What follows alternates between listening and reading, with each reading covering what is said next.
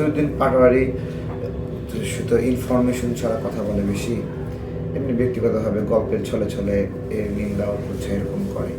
আমরা যখন কোনো একটা ব্লগিং করি অথবা রাজনৈতিক জায়গা থেকে প্রতিবাদ করি, just to the point information নেই এবং এটা ডিসইনফরমেশন না হয় সেজন্য আমরা বলি।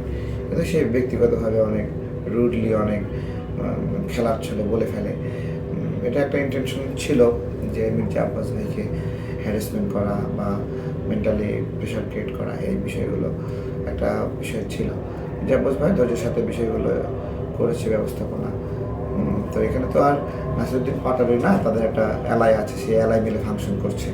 সেখানে নাসিরুদ্দিন পাটোয়ারি তো একটা অ্যামাউন্ট ভোট ভালো পাবে। নির্বাচনে যে সরকারি বিজয়ী হোক, তারা স্থিতিশীল বাংলাদেশের জন্য কাজ করবে, এটা আমাদের প্রত্যাশা।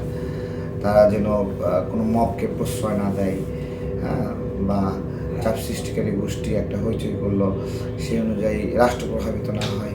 রাষ্ট্র তার ডিপার্টমেন্টগুলো যেভাবে ফাংশন করে নিয়মতান্ত্রিকভাবে, সেভাবে যেন ফাংশন করে। উটকো লোকজন রাষ্ট্রের উপরে সমস্যা সৃষ্টি না করে, এইটা হলো তারা যেন সাকসেসফুলি করে। এটা যদিও এটা সরকারি দলের এটা চেষ্টা থাকবে এটা সাকসেসফুল করার জন্য, কারণ বিরোধী দল সেক্ষেত্রে কতটুকু সহযোগিতা করে সেটা একটা বিষয়।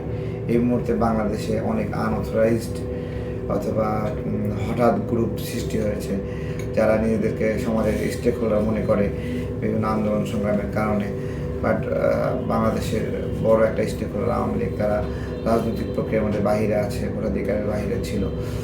সে জায়গা থেকেও আপনার যারা বিরোধী দলে যাবে তারা তো ওই আওয়ামী লীগের সাথে করে নেই রাষ্ট্রকে অস্থিতিশীল করার চেষ্টা করবে, বা আওয়ামী লীগও সেই জায়গা থেকে আপনার হলো স্টেবল একটা রাষ্ট্র থাকলে তাদের জন্য তাদের এখন রেস্ট নেওয়া প্রয়োজন। যদিও আমি মনে করি আওয়ামী লীগ একটু রেস্ট নেই, এবং রেস্ট নিলে তারপরে প্রত্যেকটা জন্য হিলিং একটা টাইম থাকে, টাইম বেস্ট হিলার।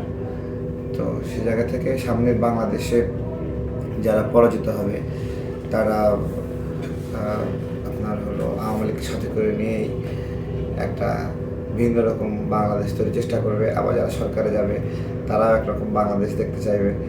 এর মাঝামাঝি অবস্থায় আমাদের আসলে একটা ব্যবসায়িক ভালো পরিবেশ দরকার। মব কেওয়াজ এগুলো থেকে উত্তরণের সময় আসছে এখন আমাদের।